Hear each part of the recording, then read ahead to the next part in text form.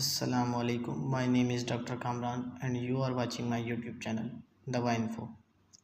Today's video is going to be very important because after watching it you will identify any medication by seeing it and learn about the specific condition it is used to treat. So let's start our video without wasting a minute. We will start with the basics first. If you see a medicine box, you will find two names written on it. Number one, trade name or company name. These names are given by companies to promote their products. And the second type of name is called a generic or chemical name. These names are unique and often have specific endings, also known as suffix, that relate to the class of the drugs, making it simpler to identify them. We will focus on generic or chemical names in this video. For example, Tucana tablet 400 mg, a product of Abbott Pharmaceuticals. It contains cefixime. So here Tucana is the trade name and cefixime is the chemical or generic name of the product. Let's see another example. Elred from Cipla and Zyrtec from GSK. Both contain cetirizine as chemical compound. Here Elred and Zyrtec are the names given by pharmaceutical companies to promote cetirizine. Now move forward. Let's suppose our first suffix is cane. Cane is a suffix for medicine used in local anesthesia. It means these medicines are used to numb the sensation of pain.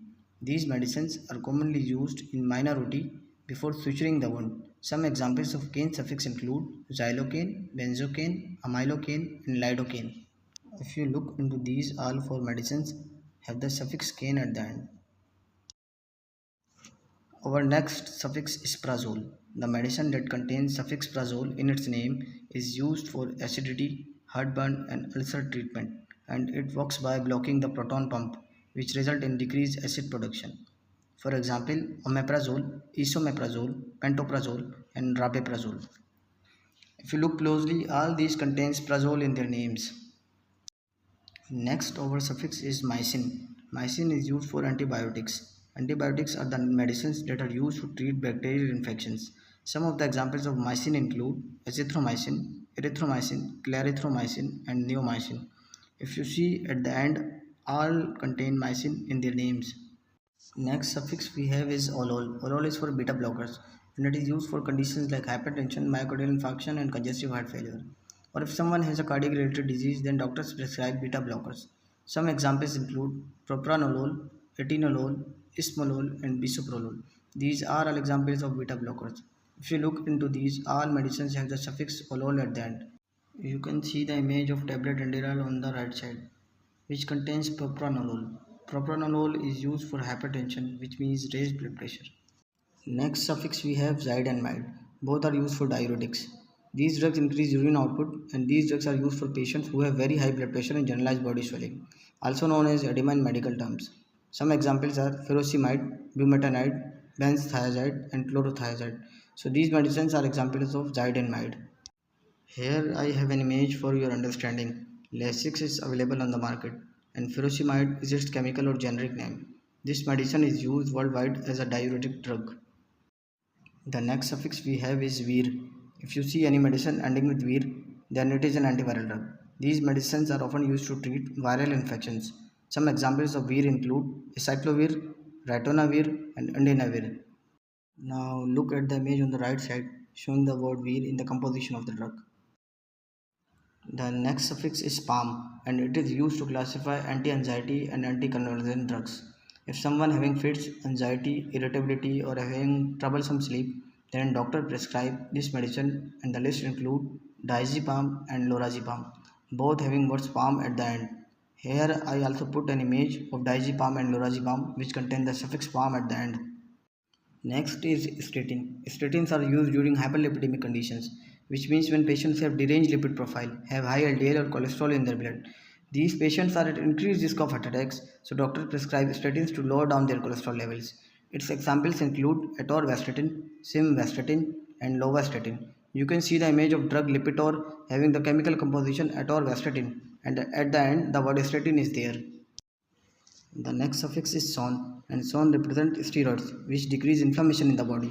But don't use these medications without a doctor's prescription because steroids have some serious side effects in the long run.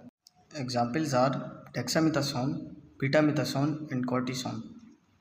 Here you can see the image of injection decadron, which has the chemical composition dexamethasone, and at the end what zone is there.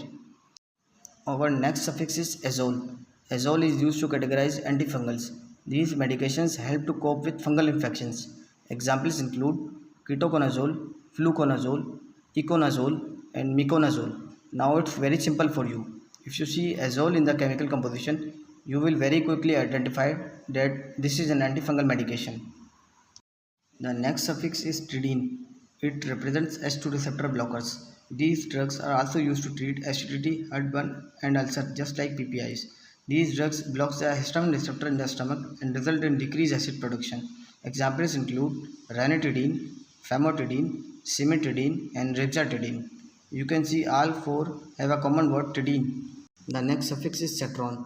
Those medicines with cetron in their chemical names are used for nausea and vomiting. For example, ondansetron, granisetron, and dolasetron. Let's move on to the next suffix, fluoxetine. Fluoxetine also represent antibiotics which are used to treat bacterial infections. For example, ciprofloxacin, levofloxacin, ofloxacin, and moxifloxacin, all having fluoxetine at the end. You can also see in the picture the chemical composition of the drug ciproxin, showing the word ciprofloxacin, and at the end what floxacin is there. The next suffix is nidazole. If a drug has a nidazole at the end, then it is an anti-amoebic medicine. These medicines are used for amoeba, protozoa, and worm infestations. Most commonly, these medications are used for diarrhea and loose motions caused by amoeba and protozoa. For example, metronidazole, albendazole, and tinidazole. If you see nidazole at the end, it means that this drug is an anti-amoebic drug. Flagyl is the most famous example, used to treat diarrhea, which contains metronidazole. The next suffix is triptan, and those drugs names ending with triptan are used to treat migraines. Migraine is a severe headache that causes throbbing, pulsating head pain on one side of your head. Examples of triptans include sumatriptan, rizatriptan, and naratriptan. The next suffix we have is profen, and it is used for NSAIDs, which means non-steroidal anti-inflammatory drugs. These drugs are used to relieve pain, fever, and inflammation in the body. For example, ibuprofen, ketoprofen, and flurbuprofen all have the suffix profen in the end. Another suffix we have is gliptin. Those medicines that contain gliptin in their names are used to control diabetes, which means a condition of high blood sugar levels. Examples include sitagliptin, vildagliptin, alogliptin, and linagliptin. The next suffix we have is pterol. The pterol suffix is used for bronchodilators, which means these drugs are used to dilate the bronchi and are most commonly prescribed for asthmatic patients. For example, albuterol, which is also known as salbutamol, bambuterol, salmeterol, and formoterol. Asthma patients use these medications through inhalers. The last suffix we have is zoline. Zoline is used to identify nasal decongestants. Nasal decongestants are prescribed to relieve nasal blockage. Examples include oxymetazoline and xylometazoline. I hope you like and learn from the video. So please subscribe Dawaa Info for more informative and learning videos. Thank you.